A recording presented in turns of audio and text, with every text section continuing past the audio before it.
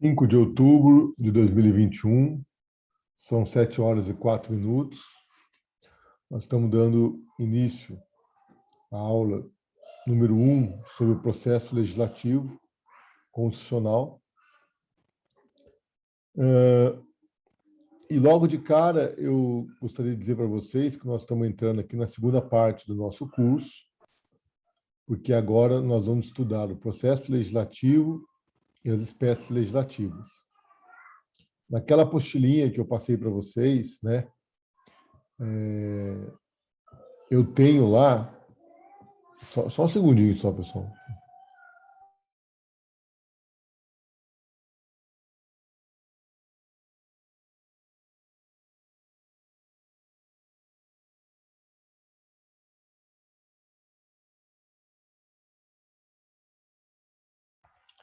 Então, a minha recomendação, né? Vocês fizeram a prova, né? Vocês choraram um pouco aí na prova, falaram que não foram bem e tal, mas eu vi que bastante gente tirou 2, tirou 1,5, né? Então, tipo assim, tirou 2, tirou 1,5, não tá ruim não, tá? Já tem lá uns 3 pontinhos, tá? Não é o melhor dos mundos, né? Mas não é ruim também não, tá? A minha recomendação é que vocês comecem a estudar agora através daquele texto que eu coloquei para vocês lá com a maneira apostila, que é o livrinho do professor Vicente Paulo, né? O Aulas de Direito Constitucional. Então, agora, gente, tudo que eu vou falar daqui para frente está lá naqueles textos de aula de Direito Constitucional do professor Vicente Paulo, tá? É um texto bem simples, de fácil compreensão, fácil leitura, é gostosinho, não tem nada complicado, é só você assistindo a aula e indo ler lá que vocês vão entender tudo, tá? Não tem segredo. Porque agora nós vamos ter mais uma prova no final do semestre, né? E a prova no final do semestre, metade da prova é dessa segunda parte, né? A primeira parte, a outra metade da prova continua sendo a matéria que já foi dada. Mas essa segunda parte agora vai pegar pelo menos metade da prova. Rafa, pede para o pessoal fazer silêncio para mim, por favor, filho. É. Silêncio. É. Então, pessoal, presta atenção. O que nós vamos estudar agora? A gente vai estudar o processo legislativo constitucional e as espécies legislativas. Então, presta atenção. As espécies legislativas são os tipos de leis, ok? E nós temos diversos tipos de lei. Eu vou acabar me irritando aqui. Só um minutinho.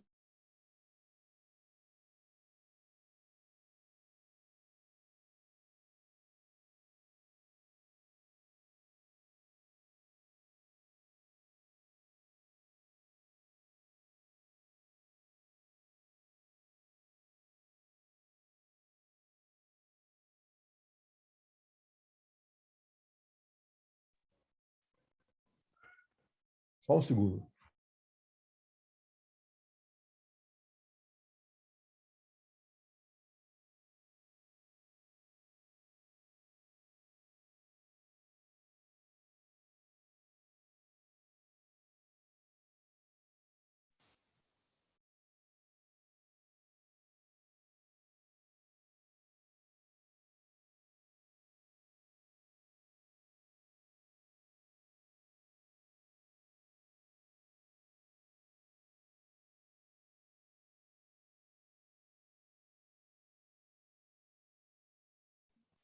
Bom, desculpe.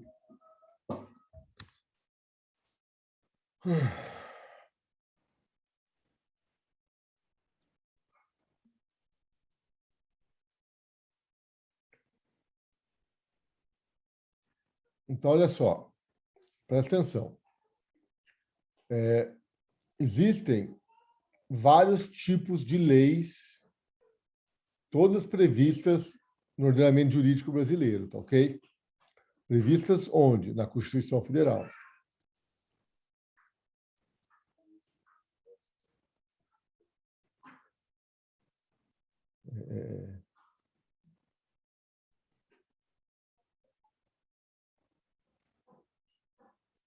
Vamos ouvir mais um mantrazinho, vai.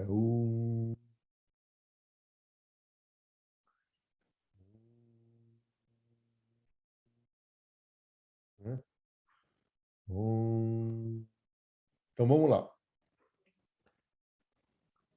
Existem 7 tipos diferentes de lei. Tem um deles que muitos entendem que nem é bem uma lei, tá? E eu até concordo com essa doutrina. Mas, via de regra, dizem, né, que dentro do processo legislativo brasileiro, nós temos 7 diferentes tipos de leis, tá ok? Então, eu vou falar para vocês, eu vou explicar para vocês quais são esses 7 tipos de leis, e eu vou explicar para vocês o processo legislativo de cada uma delas.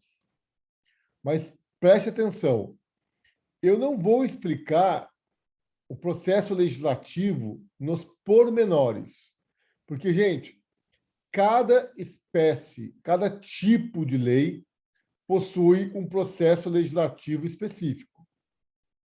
Eu aqui vou me ater tão somente nas regras gerais, não são regras gerais, são nas diretrizes do processo legislativo que está na Constituição Federal. Se você quiser estudar nos pormenores como é que se processa o processo legislativo, você tem que estudar a fundo o regimento interno das casas legislativas. E esse não é o nosso escopo. Tá? O nosso escopo é tão somente ficarmos no estudo das normas constitucionais que disciplinam o processo legislativo. Tá ok? Nós vamos começar no artigo 59 e vamos caminhar. Aliás, eu recomendo a leitura desses artigos, tá? Artigo 59 em diante, que são os artigos da Constituição que tratam do processo legislativo. Tá ok? Gente, quando eu falo de leis, tá? Eu estou falando de veículos introdutores de normas ou de fonte formal do direito. Porque vamos fazer uma recordaçãozinha aqui, ó. Vamos recordar aqui uma coisa. Quando eu falei de tripartição dos poderes, lembra que eu falei, aliás, quando eu falei de Estado, eu falei para vocês assim, o Estado é um ente criado pela linguagem do homem e que tem como função organizar a sociedade. Então, o Estado, numa acepção apta, né, o Estado, ele é criado pelo homem através de linguagem e o homem, né, a sociedade que cria o Estado, ela confere poderes ao Estado para o Estado impor regras perante a sociedade. Lembram disso? Então, a forma com que nós vivemos em sociedade deve ser disciplinada pelas regras impostas pelo Estado. A forma com que o Estado funciona deve ser disciplinado pelas regras impostas pelo Estado. E a forma com que nós nos relacionamos com o Estado também. Então, vejam, o Estado ele vai impor regras à sociedade. E qual é o meio através do qual o Estado impõe regras à sociedade? São as leis. Então, o Estado vai impor regras à sociedade através das leis.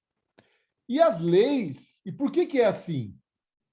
Porque toda e qualquer lei, nós vamos ver isso, para ela ser aprovada, ela tem que passar pelo crivo de um órgão colegiado composto de representantes do povo, chamado de poder legislativo. Então, vejam, senhores, que o poder legislativo, o poder legislativo, né, é ele quem vai acabar afirmando a nossa democracia representativa, né? Nós vivemos um sistema democrático misto, né? Onde o povo participa das tomadas de decisão do poder do Estado, de forma direta e através dos seus representantes. Então, aí eu fecho o ciclo. Ó. O Estado, para impor regras à sociedade, deverá elaborar leis. As regras devem ser contidas nas leis. E as leis, para serem aprovadas, né, têm que ser aprovadas pelo Poder Legislativo, que é um órgão colegiado composto de representantes do povo, perfazendo, assim, a democracia representativa e nos conferindo segurança. E se essas leis aprovadas pelo Poder Legislativo não forem respeitadas, seja pelo Estado, ou seja pelo cidadão, aí vai entrar em cena o Poder Judiciário. Tá ok? Então, é muito bom deixar isso claro para vocês, tá? Que o instrumento através do qual o Estado impõe regras à sociedade, basicamente é a lei. E por que a lei? Porque a lei é o instrumento que vai disciplinar, a lei é o instrumento que, para ser aprovado, tem que ser aprovada. Algo para se tornar lei, nós vamos estudar isso, né? Os projetos de leis, né? Os projetos de emenda à Constituição, para eles serem aprovados, eles devem ser aprovados pelo Poder Legislativo. Se o Poder Legislativo não aprovar, então eles jamais se tornarão leis. Tudo bem? Alguma dúvida até aqui? Acho que isso aí é intuitivo para todo mundo, né? Bom,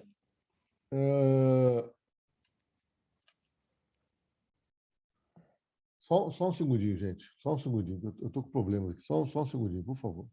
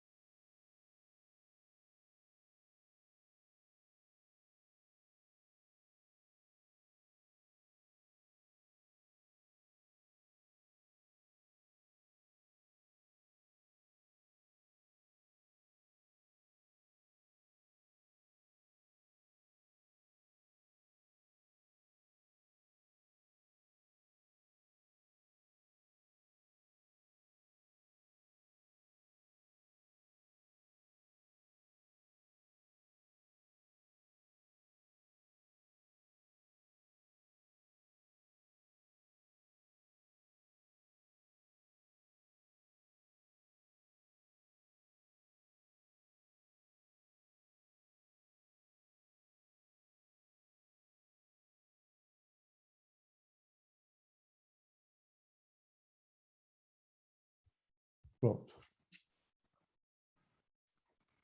Acho que agora eu consigo. Tá certo, gente. Então, preste atenção nisso, tá? O instrumento através do qual o Estado impõe regras à sociedade é a lei. Tá ok? Então, a lei, para ser aprovada, tem que passar pelo crivo do Poder Legislativo. E o Poder Legislativo é composto de pessoas eleitas pelo povo, né, para nos representar e tomar as decisões por nós. Por exemplo, tramita hoje no Congresso Nacional um projeto de lei que visa aumentar a tributação através de imposto de renda, né? Eles querem tributar o imposto de renda, algo que não é tributável ainda, que é a distribuição do lucro das empresas, né? As empresas no Brasil, quando elas distribuem lucro, esse lucro ele é isento. E eles querem existe uma ideia para se alterar isso. Eles querem tributar a distribuição de lucros. Só que isso está sendo discutido no Congresso Nacional. Se for aprovado no Congresso Nacional, então aí vai ter que ser sancionado pelo presidente da República e vai tornar lei. Então vejam que é interessante isso também, porque quando a gente fala em poder legislativo, as leis, na grande maioria das vezes, ela sempre tem que passar pelo poder legislativo, mas os outros poderes, muitas vezes, também participam do processo legislativo, tá ok? Algumas vezes sim, outras vezes não. E isso é uma especificidade de cada espécie legislativa, e nós vamos ver isso em detalhes. Bom, gente, não confundam, olha o que eu vou dizer agora. Não confundam a norma introdutora, não confundam o veículo introdutor de norma com a norma por ela introduzida. Tá ok? Porque, olha só, uma coisa é a lei, lei número tal. O que essa lei faz? Ela introduz normas no sistema. Então, por exemplo, o Código de Processo Civil, o novo Código de Processo Civil, é Lei 11.000... Como que é o nome dele? Qual que é o número? Né? 13.105, professor. O que é? 13.105. 13.105. Então, olha só. A Lei 13.105, o novo Código de Processo Civil brasileiro, essa lei introduz no sistema diversas normas jurídicas que regulamentam o processo no Brasil, percebe? O processo civil no Brasil. Então, dá uma olhadinha nesse slide aqui, que ele é meio viajandão, mas eu acho que ele é interessante em algum aspecto. Ó, presta atenção, ó. O sistema social está aqui, ó, em azul, que é a linguagem da nossa sociedade. Os veículos introdutores, que são os tipos de lei, é o barquinho, tá vendo? Então, o barco é um veículo introdutor de normas, ou a fonte formal do direito. Existem 7 diferentes tipos de barcos. Cada tipo de barco é uma espécie legislativa. E cada tipo de barco, para ser construído, possui um processo legislativo específico, percebe? Então, eu tenho emenda à Constituição, eu tenho lei complementar, eu tenho lei ordinária, eu tenho lei delegada. Então, são diferentes tipos de veículos introdutores de norma. Agora, esses veículos introdutores de normas, os barcos, que são as leis, eles introduzem nos sistemas normas jurídicas, que seriam a carga que o barco está levando para dentro do sistema jurídico, percebe? Então, quando eu pego a lei 11.035, eu esqueci já o número, essa lei, esse barco, que é um código, né, é um barco bem grande, no seu porão, ele tem inúmeras normas jurídicas que disciplinam o processo civil brasileiro, percebe? Tem leis que são pequenininhas, né? Tem leis que introduzem alguma coisinha só. Tem lei lá que fala sobre o salário mínimo. Tem uma lei que fala sobre um assunto pequeno, percebe? Tem lei que dá nome à rua. Não sei. Cada lei, ela introduz no sistema jurídico um número limitado de normas jurídicas, que é como se fosse a carga do navio, do barco. Estão entendendo? Estou fazendo uma analogia aqui, porque vocês não podem confundir o veículo introdutor com a norma introduzida. Uma coisa é a norma introduzida, outra coisa é o veículo introdutor. Tudo bem? E é interessante porque, às vezes, a lei ela introduz normas, mas, às vezes, a lei retira normas do sistema também. Quando que ela retira? Quando ela revoga. Muitas vezes, uma lei revoga a outra, né? Expressamente. Fala, fica revogado, dispositivo tal, tal, tal, tal. Ó, o próprio novo Código de Processo Civil revogou o antigo Código de Processo Civil. Então, na verdade, entrou o novo e saiu o antigo, percebe? Então, por isso vocês não podem confundir o veículo introdutor com a norma introduzida ou com a norma excluída por esse veículo introdutor. Porque o veículo introdutor ele tem a capacidade tanto de introduzir quanto de retirar. Ok? Agora, gente, presta atenção. Cada tipo de lei, ela possui um sujeito competente e um procedimento legal para ser elaborado. O que é um procedimento legal? O que é o processo legislativo? É uma sequência de atos que vai culminar com a produção da lei. Então, toda lei tem que respeitar essa sequência de atos e tem que ser elaborada pela pessoa competente. Senão, ela vai ter um vício formal. Aí, veja, o vício formal é o vício no barco, percebe? Não é na norma introduzida. Muitas vezes, as normas introduzidas estão perfeitas, mas eu tenho um problema na construção do barco, um problema de processo legislativo. E aí eu acabo anulando tudo. Se o devido processo legislativo não for respeitado, ele pode acabar anulando todas as normas introduzidas por ele. Tudo bem? Dúvidas, pessoal? Beleza. Então, um outro slide aqui, ó. Presta atenção. Qual é a lei mais importante no nosso ordenamento jurídico? A Constituição Federal. Aliás, nós nem chamamos ela de lei, né? Nós chamamos de lei das leis, Carta Magna, né? Carta de Princípios, a Carta da República, né? A Constituição Federal é uma lei, mas é a lei das leis. Por quê? Porque a Constituição Federal inaugura o ordenamento jurídico.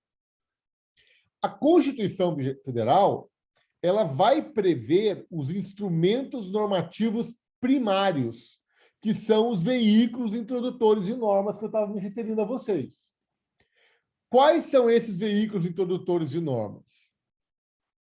Tem o artigo 59, tem o regimento interno dos tribunais e tem o artigo 84. Mas eu não vou falar disso agora para vocês, não. Segura um pouquinho a onda aí, ó. Quero que você veja nesse slide aqui, ó. Aí, ó. Então, olha só. Artigo 59 da Constituição Federal. O processo legislativo compreende a elaboração de 1. Emendas à Constituição.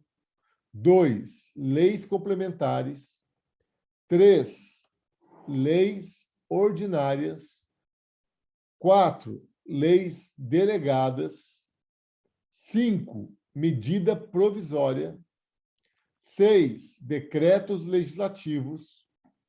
E 7. Resoluções. Então, vejam que aqui, ó, eu tenho 7 diferentes tipos de leis. Emenda à Constituição, lei complementar, lei ordinária, lei delegada, medida provisória, decreto legislativo e resoluções.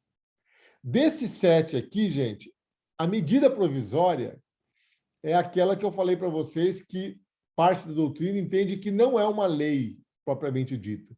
Porque a medida provisória nada mais é do que um ato do presidente da República. Tá ok? As emendas à Constituição, né, servem para emendar a Constituição. Aí nós temos 3 tipos de leis, que nós vamos ver no momento adequado: lei complementar, lei ordinária, lei delegada. As medidas provisórias e os decretos legislativos e as resoluções. Gente, presta atenção. Decreto legislativo e resoluções são 2 espécies legislativas cujo processo legislativo se passa integralmente dentro do Congresso Nacional. Então, o presidente da República não tem nada a ver com o decreto legislativo. E muito menos com as resoluções. Tá ok? Vamos lá. Antes de eu falar do processo legislativo propriamente dito, eu preciso que vocês não confundam esses 3 nomes aqui, ó.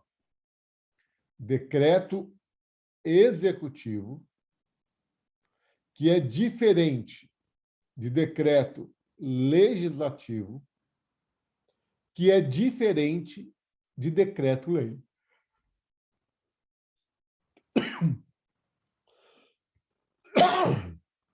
Vamos lá. Gente, o que é um decreto executivo?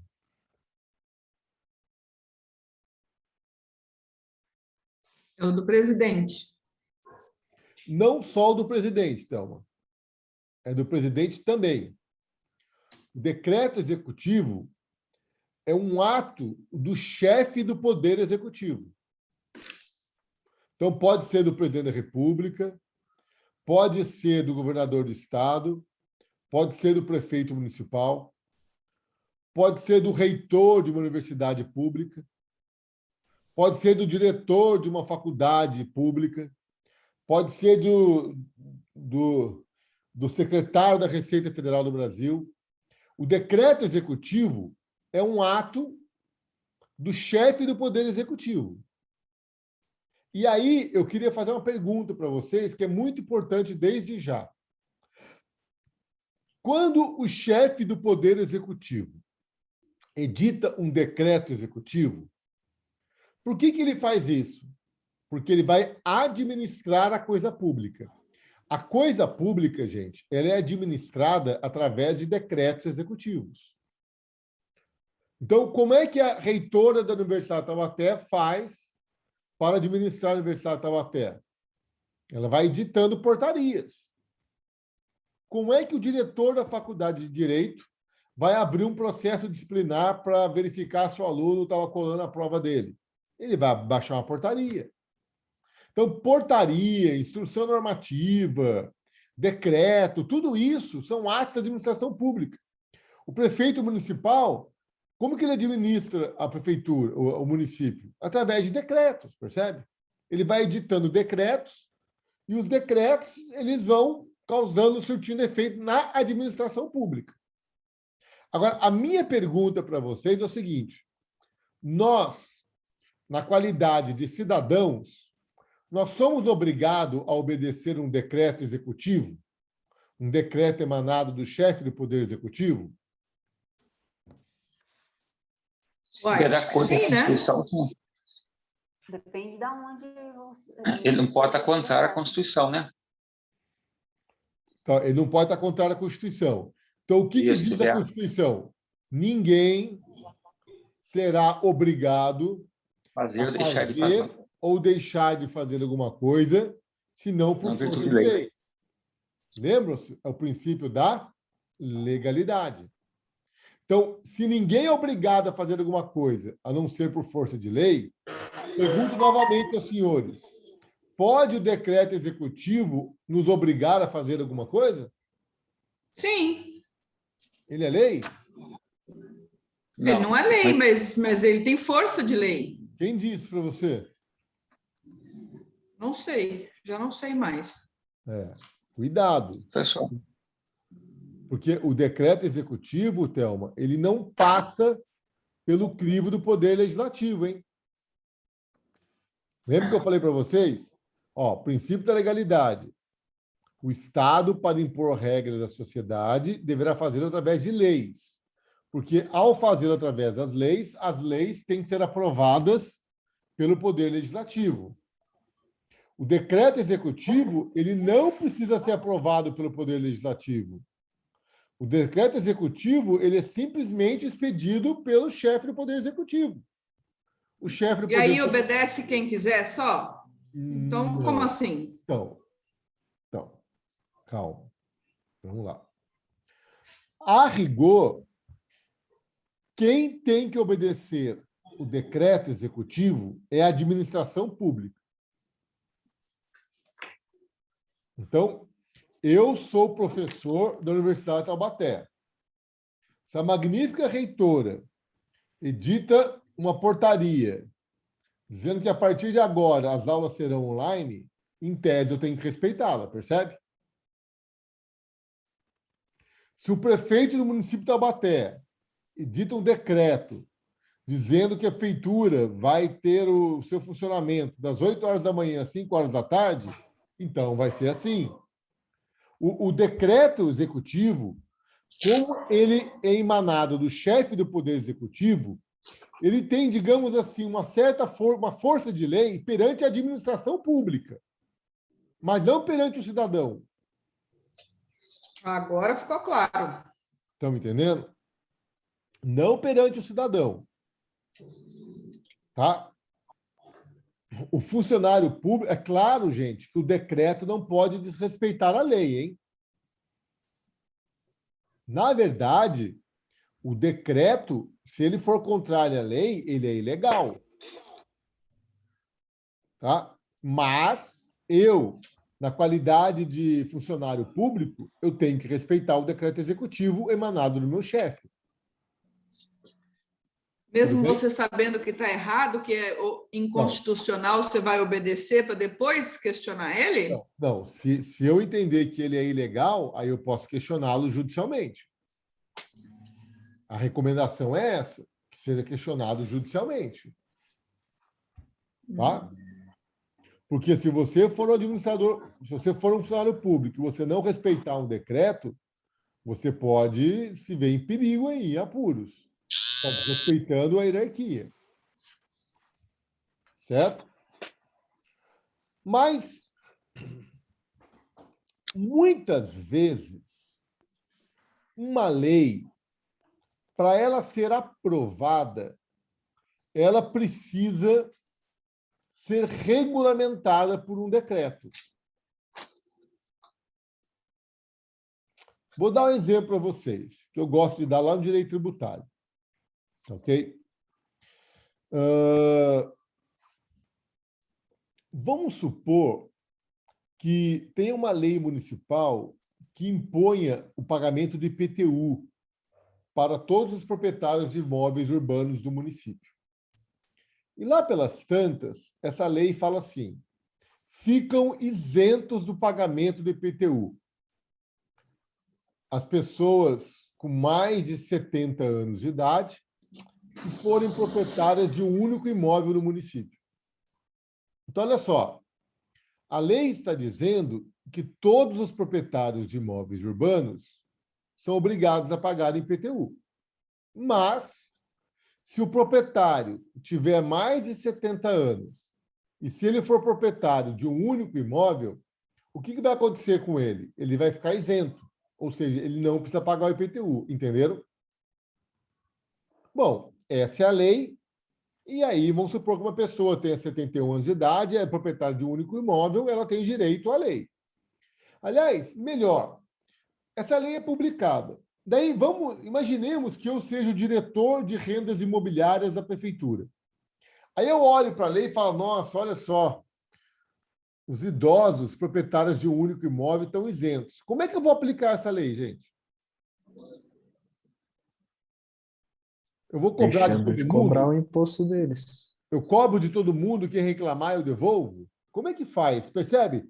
Para eu aplicar essa lei, eu preciso de regulamentação. Então, eu, como diretor, vou lá no prefeito e falo, senhor prefeito, ó, essa lei foi publicada agora, a Câmara aprovou lá, deu isenção do IPTU para os idosos proprietários de um único imóvel. Mas nós vamos precisar regulamentar essa lei. O prefeito falou, é verdade. Então, vamos fazer o seguinte, vamos fazer assim, ó. Eu vou editar um decreto.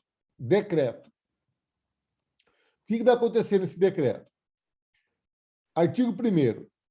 Toda pessoa com mais de 70 anos de idade, proprietária de um único imóvel no município de Taubaté, para ter direito à isenção do IPTU, que foi conferida pela lei número tal, deverá, até o dia 1º de outubro, se dirigir à Prefeitura Municipal, preencher um formulário, comprovar a sua idade com documento hábil e apresentar uma certidão do cartório de registro de imóveis, comprovando que é proprietária de um único imóvel.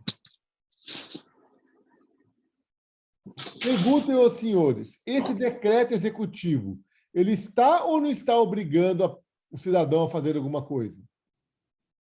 Ele está, em prol de um benefício, ele vai ter que fazer alguma outra coisa. Mas está certo isso? Sim. Pode? Sabe por que pode, Thelma? Porque, na verdade, veja, o decreto ele não está inovando no ordenamento jurídico.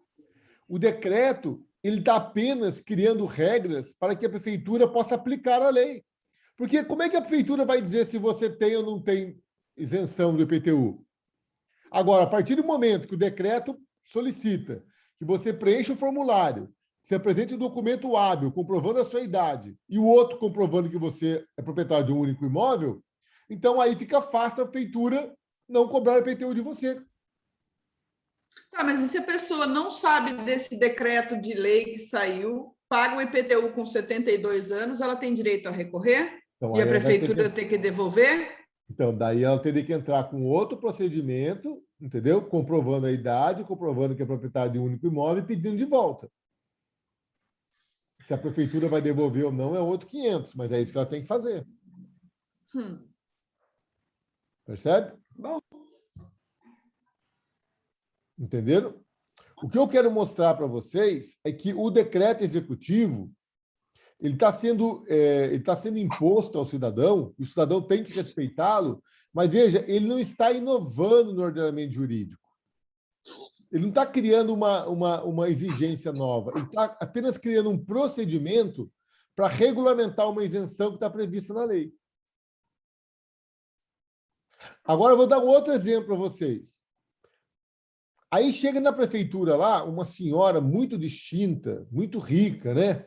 Mas ela é dona de uma casa só, mas é uma casa super grande. Ela tem direito à isenção? Tem. Porque quais são os dois critérios que a lei elegeu? Mais de 70 anos de idade e proprietário de um único imóvel. Aí todo mundo fica revoltado, né? Aí o que o prefeito faz? O prefeito baixa um outro decreto. Agora eu vou acabar com essa festa. A partir de agora, você tem que apresentar documento comprovando a idade, documento do cartório de imóveis comprovando que é proprietário de um único imóvel e o olerite comprovando que ganha até R$3.000 por mês. E aí, o que aconteceu agora? Aí não pode, porque na lei superior não tinha nada disso. Ou pode? Então, aquele dispositivo que introduziu os R$3.000 como requisito para você poder ter direito à isenção, ele é ilegal. Ali ele usurpou a lei, porque ele criou um quesito que não está na lei, percebe? Então, não é que o decreto como um todo seja ilegal. Não, o decreto é legal. Mas aquele dispositivo do decreto que estabelece uma condição para que o cidadão usufrua da isenção do IPTU, que não está previsto na lei, esse é ilegal. Entendeu? Quem não deveria ser a Câmara dos Vereadores para dizer, não, prefeito, isso é ilegal? Quem que resolve essa questão? Quando o diálogo é possível, né? Mas muitas vezes não é possível. O prefeito vai lá e dita um decreto e acabou, entendeu? Ué, mas se ele tiver errado, não tem esse negócio de não brigar ou não brigar. Vai lá e quebra o pau. Não, não é ou assim não? que funciona. Não, não é assim que funciona. Aí você tem que ir lá no Poder Judiciário, entendeu? Uai, Negócio que vai lá e quebra o pau, não é assim que funciona. nossa, eu vejo tantas sessões de câmaras das divertidas aí, de maior quebração de pau lá dentro, entre prefeito e vereador e presidente da Câmara. Cada país tem os governantes que merecem, né?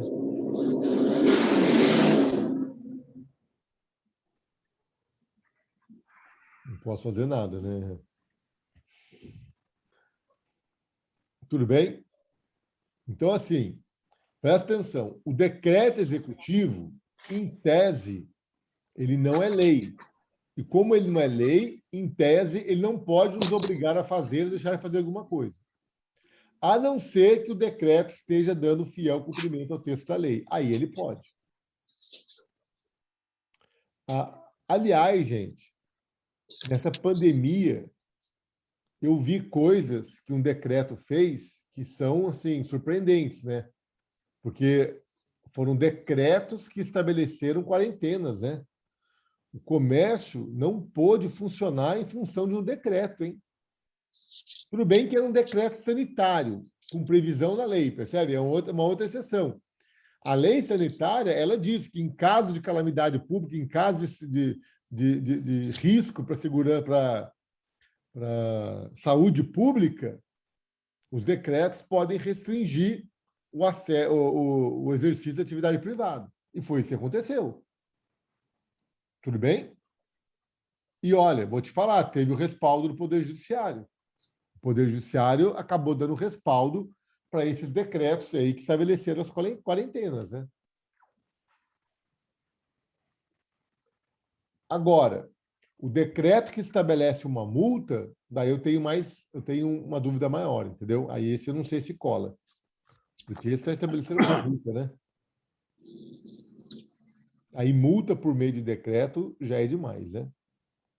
Mas esse é o problema que o Poder Judiciário vai ter que resolver. Tá ok? Professor, mas eu não consigo entender esses decretos que o senhor falou que foi feito pelos prefeitos, pelos governadores, E o presidente da República também. mesmo estando em desacordo com os decretos presidencial, o judiciário tomou partido, né? A favor dos municípios e da maioria dos estados, né? Dos estados e municípios. Mesmo sendo contrário ao presidente, né? Ministro do país. Agora, isso não entra questão de hierarquia? Não. Quebra de hierarquia? Sabe por quê? Porque os decretos municipais e estaduais, eles não foram contrários ao decreto presidencial. Eles foram mais restritivos que o presidencial. O decreto... Então, Não, o decreto mesmo nesse presidencial... sentido, mas... O decreto presidencial, ele restringia. Aí veio o decreto estadual e restringiu mais ainda. E aí o Supremo falou, se o governador do estado entender que o seu estado precisa de restrições maiores do que aquelas expedidas pelo presidente da República, então deve ser restrito, entendeu? Mas eu penso da seguinte forma, mas a Constituição diz que o poder maior não se encontra na esfera da União? Não, a Constituição não diz isso, não. Se você assistir às minhas aulas, você vai ver isso. A Constituição diz que os problemas que envolvem o Brasil como um todo são de competência da União. Questões locais de competência dos municípios. E questões regionais de competência do Estado. Tá certo. Se estamos passando por uma pandemia, compete à União estabelecer um plano nacional de combate à pandemia, porque só a União atua no território nacional. Agora, se o município estiver passando por uma dificuldade em função da pandemia, e se ele entender que ele precisa pedir um decreto para restringir mais a atividade comercial daquele município do que o decreto presidencial, ele pode. É isso que o Supremo falou. E você está me dizendo aí é o barulho que você comprou da turma do Bolsonaro, entendeu?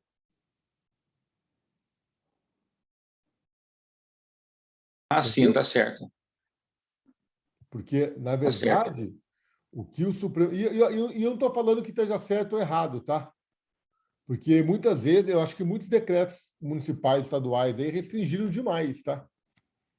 Mas se o poder público municipal entendeu que no âmbito daquele município havia necessidade de uma restrição maior do que aquela imposta pelo governo federal, então o Supremo Federal falou que aí eles podem fazer. Tudo bem? Uma questão aí interessante, professor. Quando o Estado, em relação à União, tudo bem, mas quando o Estado restringia, o município restringia, ele abria mais o comércio em relação a outro município dentro do Estado, o Judiciário manifestava favorável ao Estado. Não. Sempre favorável ao Estado. E quando era o presidente, era contrário à decisão. Eu não vi isso, não. Eu não vi isso, não.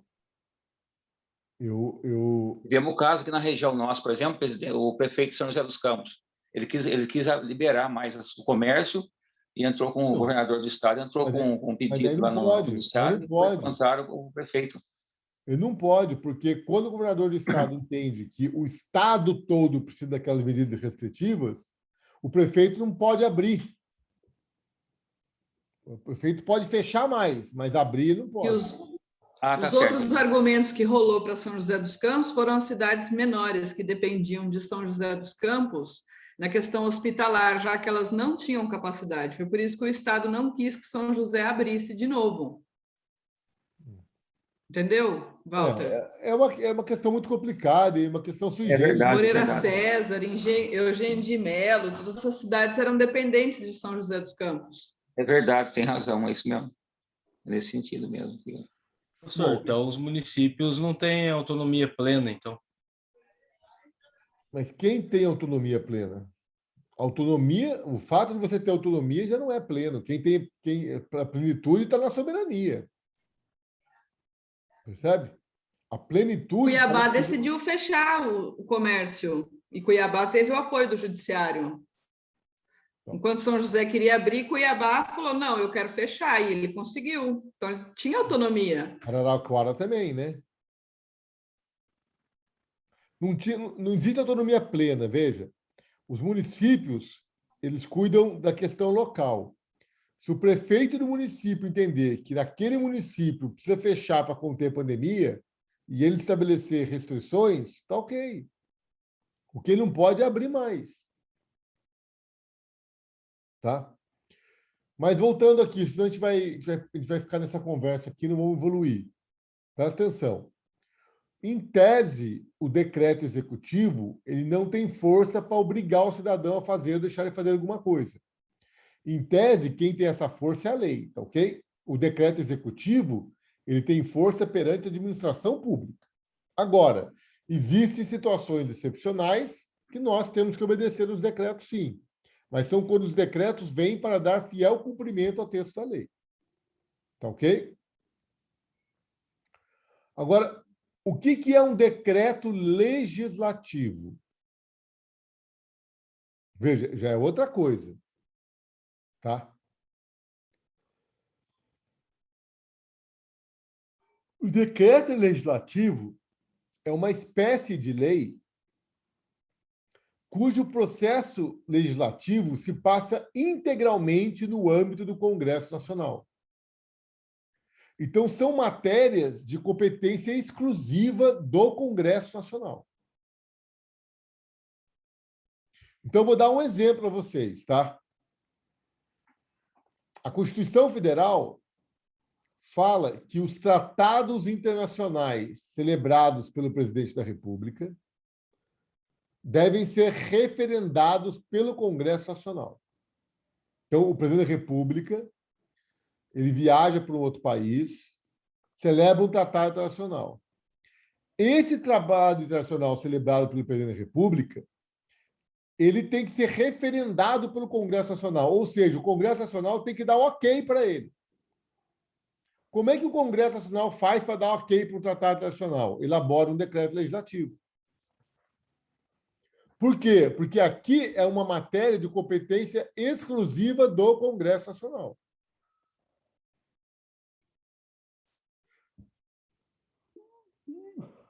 O processo legislativo dos decretos legislativos tem início e término no Congresso Nacional. Ele não passa pelo presidente da República. São matérias de competência exclusiva do Congresso Nacional.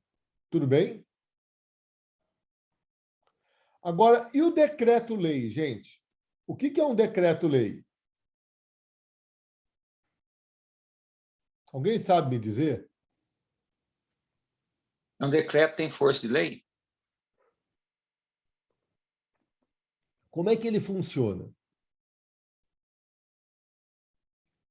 Decretos-leis, tá? O decreto-lei, ele é um instrumento das ditaduras.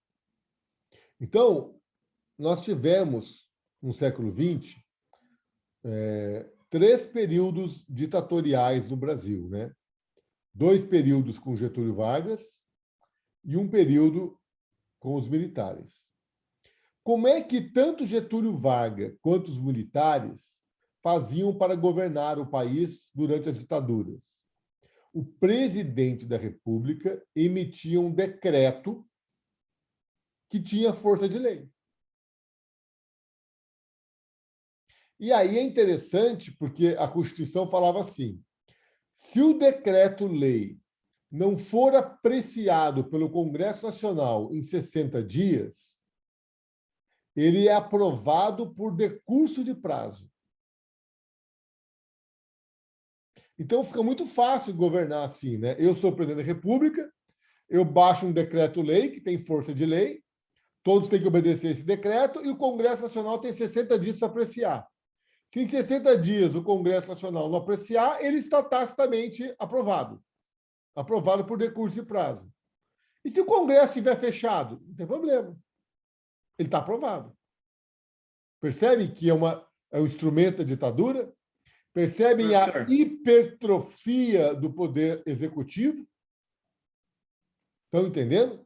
Porque o poder executivo, ele pode, atualmente, o poder executivo, ele pode elaborar decretos executivos. Mas eu já falei para vocês, os decretos executivos têm que obedecer às leis, e os decretos executivos têm força perante a administração pública e só vão ter força perante o cidadão caso eles estiverem dando fiel cumprimento à lei.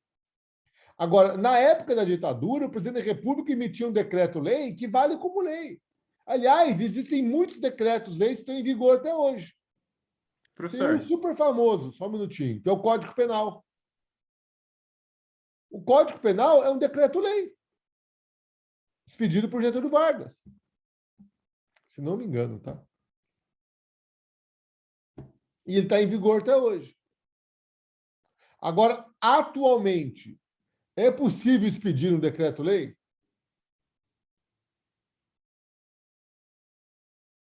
O que vocês acham? Sim. Eu acho que não. Não.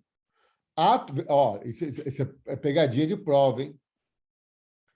Atualmente, não é possível mais que o presidente da República expeça novos decretos-leis. Porém, existem decretos-leis que estão em vigor até hoje, porque foram expedidos nos governos ditatoriais e não são contrários à Constituição, portanto, permanecem em vigor até hoje. Entenderam? Quem queria fazer a pergunta aí? Sou eu, professor. Boa noite. Eu ia perguntar isso do Código Penal de Processo, né? Os dois foram feitos em 1941. Então... É 41 o Código Penal? 1941, Código Penal. O Código Penal também? Não é 45? Eu achei que fosse 45. O de processo e o de penal. Então, olha só. Tanto o Código de Processo Penal quanto o Código Penal são de 1941. São decretos-leis expedidos pelo Getúlio Vargas, na qualidade de ditador. Eles estão em vigor até hoje, não na sua integritude, né? Já foram alterados, muitos dispositivos não foram recepcionados pela Constituição, mas eles estão aí até hoje. Agora, atualmente, se o presidente da República quiser editar um decreto-lei, não é possível mais.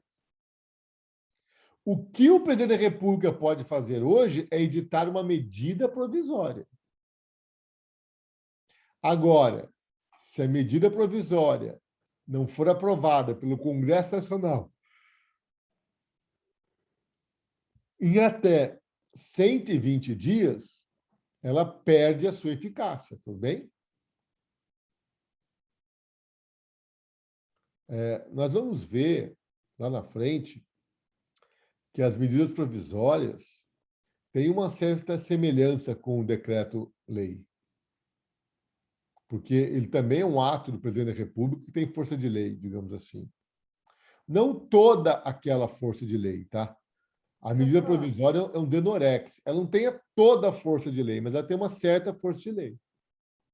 Agora, só um segundinho, Ana Paula. Só que, diferentemente do decreto-lei, se a medida provisória não for apreciada pelo Congresso Nacional em 120 dias, ela perde a sua eficácia. Pois não, Ana Paula? Boa noite, professor. Eu estou com uma dúvida. Eu mesma falei que atualmente não é possível o presidente decretar novos decretos-lei. Mas, assim, existe uma norma na Constituição hoje que proíba isso? Então, se você olhar aqui, no artigo 59, o processo legislativo compreende a elaboração de... Não tem decreto-lei aqui, tá vendo? Entendi. Subentende-se, então. É aquilo que eu falo. O decreto-lei é instrumento da ditadura. Então, quando vem a nossa Constituição Democrática, é claro que ela não vai adotar o decreto-lei. Mas veio a medida provisória, que eu diria que é um filhotinho do decreto-lei, porque guarda semelhanças com o decreto-lei. Eles têm os dois institutos têm uma diferença substancial, né? Enquanto o decreto-lei é aprovado por decurso de prazo, a medida provisória perde a sua eficácia se não for aprovada.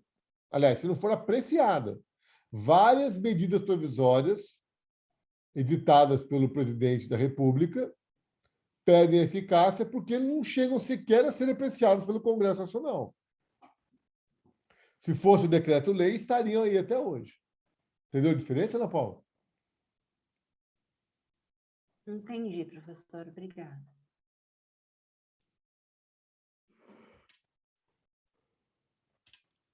Tudo bem? Professor, Pois não. então quer dizer que, tipo, o Código Penal que antigamente foi um decreto-lei, hoje equiparado, se fosse para se criar um código, seria uma lei ordinária? Qual que é a equiparação?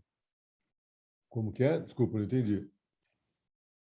Por exemplo, para se criar um código, foi criado através dos decretos-leis, tipo o Código Penal. É, Então, hoje, possivelmente seria criado por uma lei ordinária, é isso? exatamente. Ah, entendi.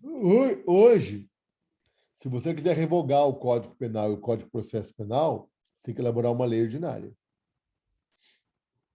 Só que essa lei ordinária tem que passar pelo crivo das duas casas do Congresso Nacional, né? Pode o presidente da República enviar ao Congresso Nacional um projeto de Código Penal? Né? Pode, sem problema nenhum. Mas o projeto de Código Penal só vai se tornar um Código Penal e revogar o atual Código Penal se ele for aprovado pelas duas casas do Congresso Nacional. Senão, não. Entendeu? Entendi, professor. Obrigado. Isso tudo para a nossa própria segurança. Tá? Então, posso perguntar na prova a diferença de decreto executivo, decreto legislativo e decreto-lei? Posso perguntar aqui se existem decretos-leis no Brasil ainda hoje? Posso perguntar se o presidente da República pode editar decretos-leis? Tá? A resposta está aí com vocês. Ó,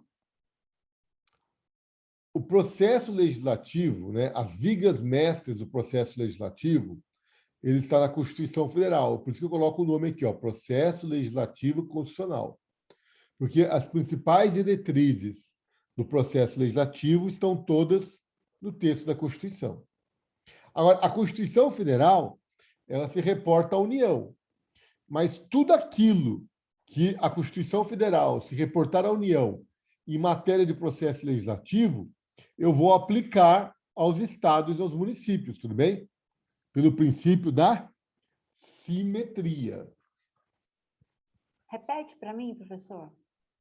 Ó, quando a Constituição fala que o processo, quando a Constituição fala aqui, o processo legislativo compreende a elaboração de.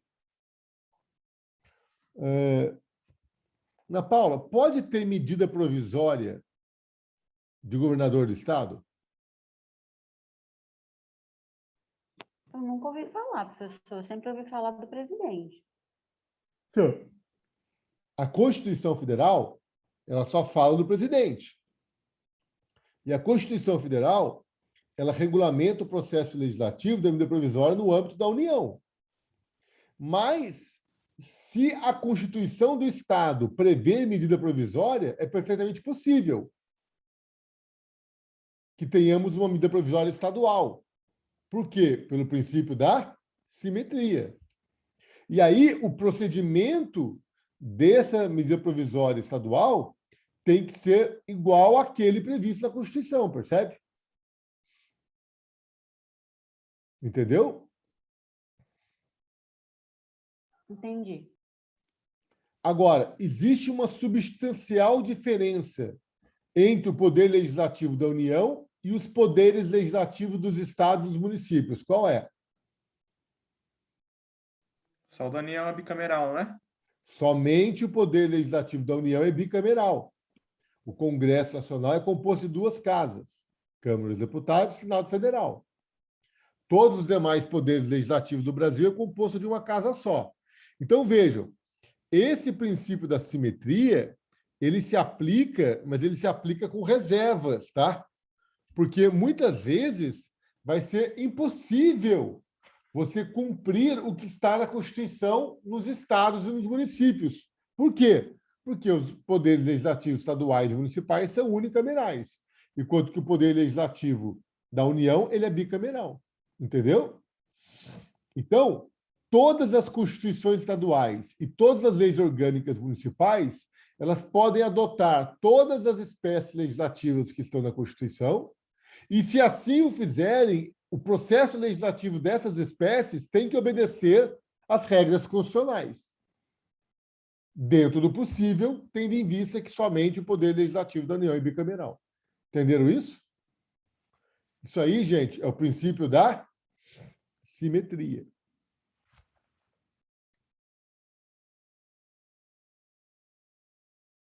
Aquilo que eu aplicar para a União, eu posso aplicar para os estados, eu posso aplicar para os municípios.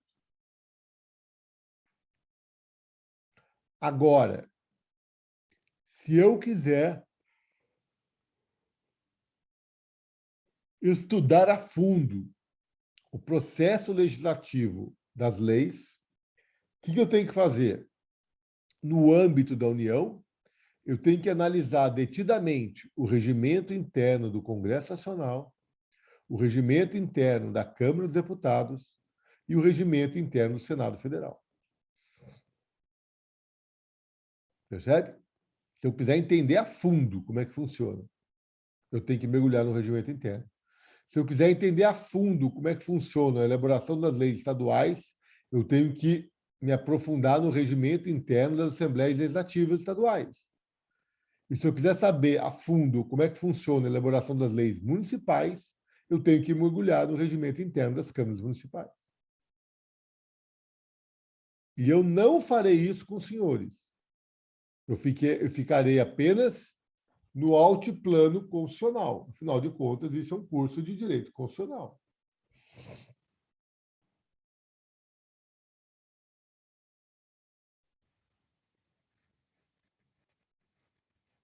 Dúvidas?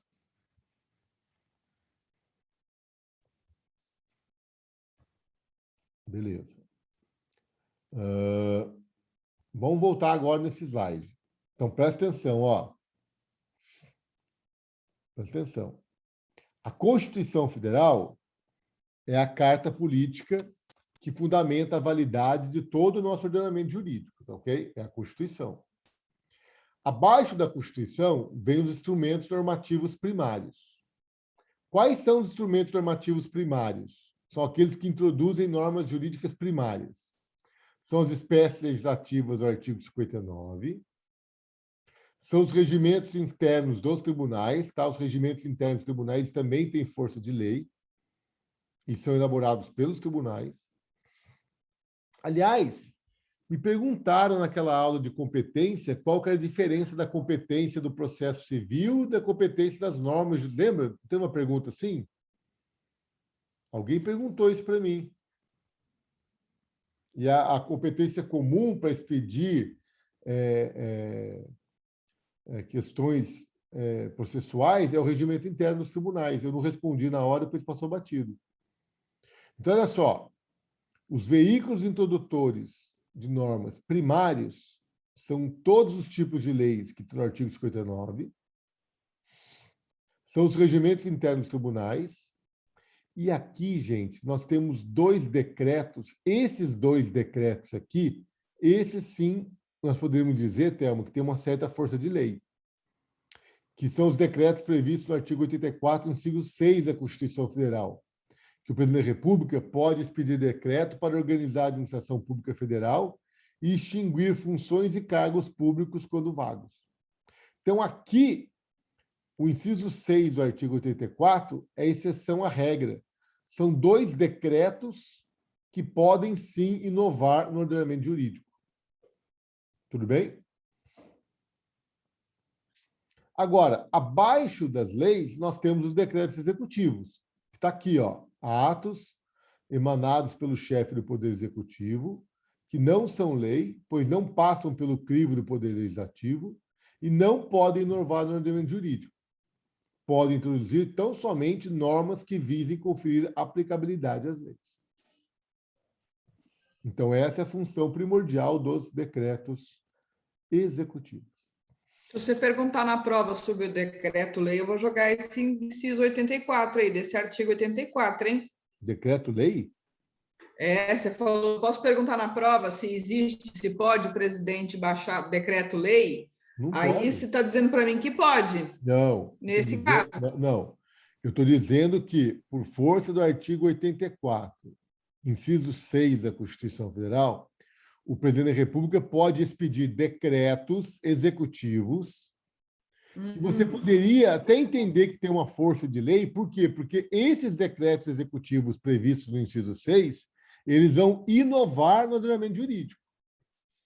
Esses aí... Então, tá bom. Então, é só um decreto executivo, não é um decreto-lei. Não é um decreto-lei. Desculpe se eu falei isso. É um decreto executivo. Porque eu acho que eu entendi isso. Como eu estou com medo da sua prova... É isso. Fico com medo mesmo. É importante.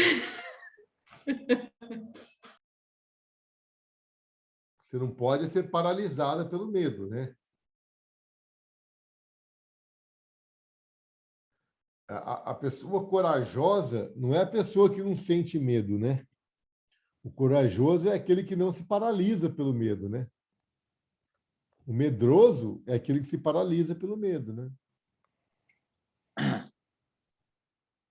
Mas a questão que é de sobrevivência. A questão que você pode perder a vida, né? Se você enfrentar certos perigos, né? Dependendo do medo, né? Então, mas o medo salva a vida, mas ele realmente não pode paralisar, não. Você finge que não está com medo e vai. Se você ficar paralisado pelo medo, é que você morre mesmo, né? Depende da situação. Se você enfrentar em certa situação, muitas vezes o perigo, você perde a vida. O perigo você se acovardar e se esquivar, né? Tentar se livrar do perigo. Não, mas você está falando de coisa diferente, cara. Eu estou falando de coisa diferente. Você está falando de se acovardar, é porque quando você está com medo, não estou falando que você está com medo, você tem que ir para cima. Você está com medo, você tem que agir. A forma como você vai agir é de onde que está. Né? Depende. Você está sendo assaltado, você está com medo.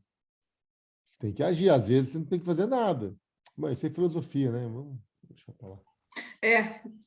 Você, professor de constitucional, vai dar uma prova horrível para a gente daqui a pouco. Exatamente. Presta atenção aqui, gente. Ó, a doutrina ela vai dizer que existem 3 fases no processo legislativo. A fase introdutória, a fase constitutiva e a fase complementar. Então, quando eu for explicar na aula que vem o processo legislativo de cada espécie legislativa, eu vou falar das 3 fases, da introdutória, da constitutiva e da complementar. A fase introdutória é a propositura do projeto. É o exercício da iniciativa legislativa. E aí nós vamos ver que a iniciativa legislativa, né, é a faculdade atribuída a uma pessoa ou a um órgão para propor um projeto de lei. Isso é a fase introdutória, é a propositura do projeto. Depois, nós vamos ter a fase constitutiva. A fase constitutiva é de análise, discussão, alteração e votação. Ela tem que ser aprovada. Se for lei, vai ter que ser sancionada pelo presidente da República. Veja, a sanção do presidente da República não é fase complementar, tá? Sanção do presidente da República é fase constitutiva. E se o presidente da República vetar, cabe ao Poder Legislativo derrubar o seu veto. Sabiam disso? Espero que sim, né? Aliás, tem tantos vetos aí do presidente da República que foram derrubados, né? Quem não sabia já aprendeu agora, né? Então, na fase constitutiva, eu vou ter análise, discussão, alteração e votação. assim como sanção ao veto e a derrubada do veto, se for o caso. Tudo isso é fase constitutiva. Então, eu tenho a propositura, onde o projeto é proposto. Aí ele vai ser alterado, ele vai ser discutido, ele vai ser analisado na fase constitutiva. Ele pode ser sancionado ou vetado, o veto pode ser derrubado, tudo isso na fase constitutiva. Agora, a fase complementar é a fase de promulgação e publicação. Promulgação é atestar que aquela espécie legislativa passou pelo processo legislativo e está pronto, acabado. Isso que é promulgar. E a publicação é o último ato, que é para dar ciência a todos que a lei existe.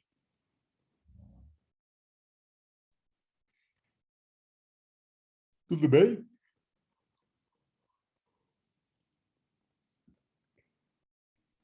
Alguma dúvida?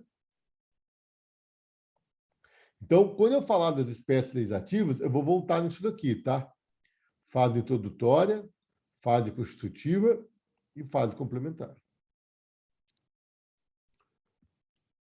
Gente, a iniciativa legislativa, o que é iniciativa legislativa?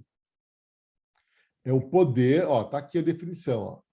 Iniciativa legislativa é a faculdade atribuída a uma pessoa ou a um órgão para propor um projeto, seja projeto de lei, projeto de emenda à Constituição, projeto de decreto legislativo, não importa. Para propor um projeto, eu tenho que ter o quê? Iniciativa legislativa. Então, olha só, a iniciativa legislativa, né, para a propositura do projeto, que está na fase introdutória, ela pode ser parlamentar ou extraparlamentar. Parlamentar, quando um deputado federal, um senador da República ou uma comissão do Congresso, do Senado ou da Câmara dos Deputados possui poderes para propor um projeto de lei. Então, aí eu vou dizer que a iniciativa legislativa, nesse caso, ela é parlamentar. Porém, existe iniciativa legislativa extraparlamentar. Existem algumas matérias que somente o chefe do Poder Executivo pode propor o projeto, como é o caso da lei orçamentária. A quem compete propor o projeto de lei orçamentária? Quem possui iniciativa legislativa para propor um projeto de lei orçamentária? Somente o chefe do Poder Executivo. Entenderam? Existem alguns tipos de lei que a competência para promover a iniciativa legislativa pertence ao tribunal, que é o caso do regimento interno dos tribunais, que é o caso da Lei Orgânica da Magistratura. A Lei Orgânica da Magistratura, a competência para sua propositura é do Supremo Tribunal Federal. Percebe? Iniciativa legislativa extraparlamentar.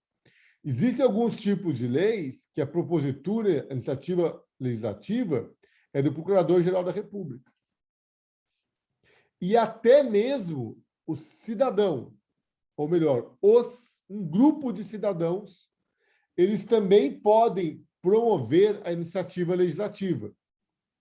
Ok?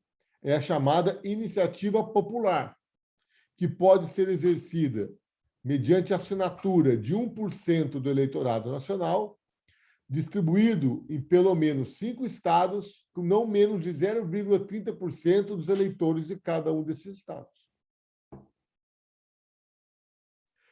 Então, se o povo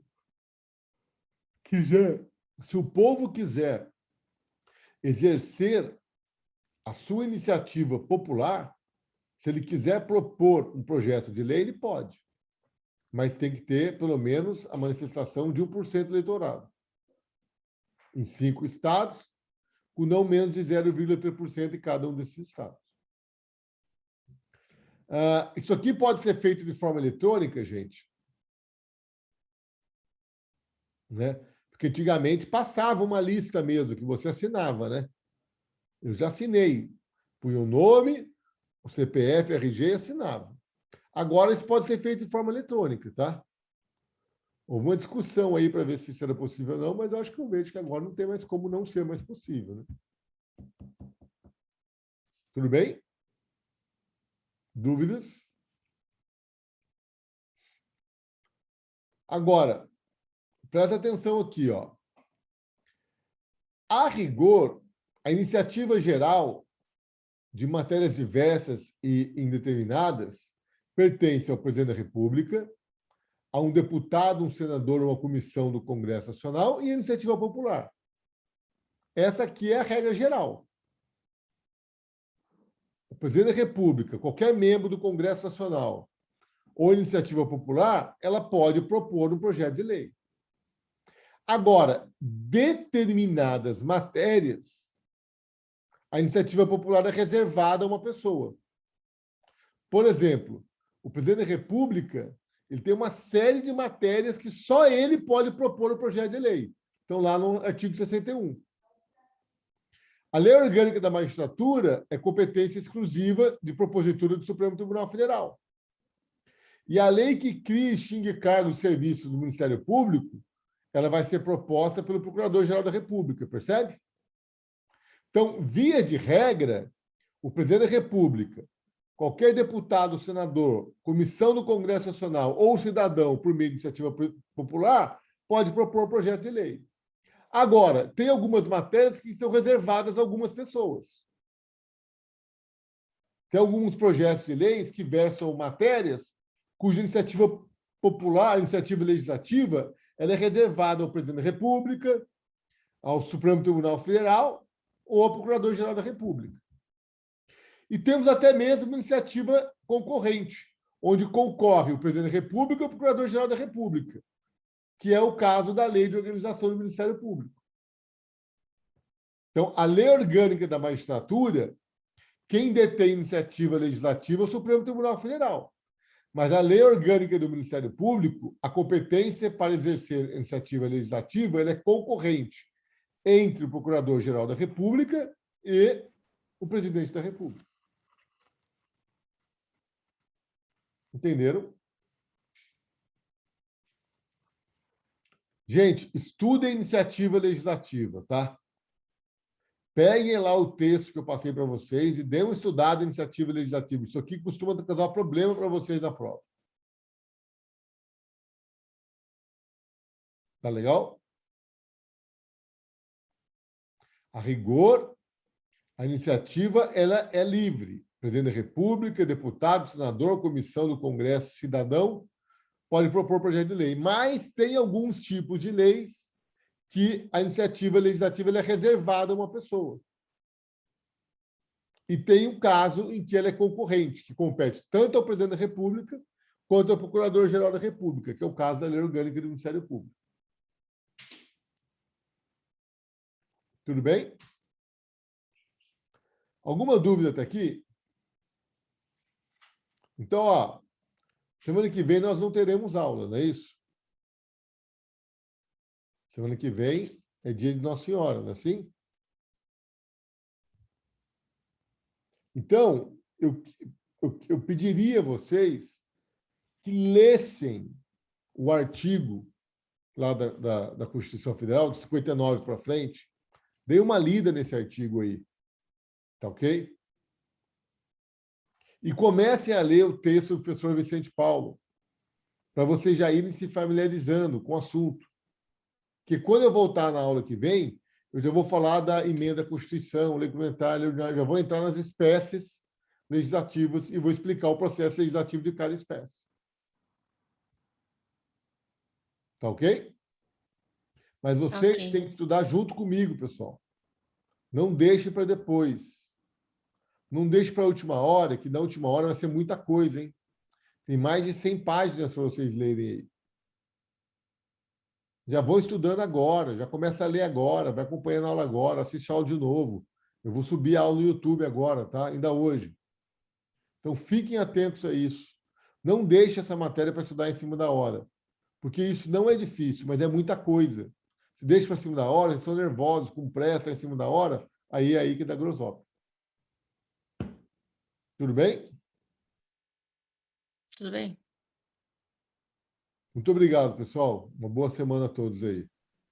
Até logo. Tchau, tchau. Tchau, professor. Boa noite. Tchau, professor. Obrigado aí. Boa noite. Tchau, boa noite, professor. Boa noite. Boa noite.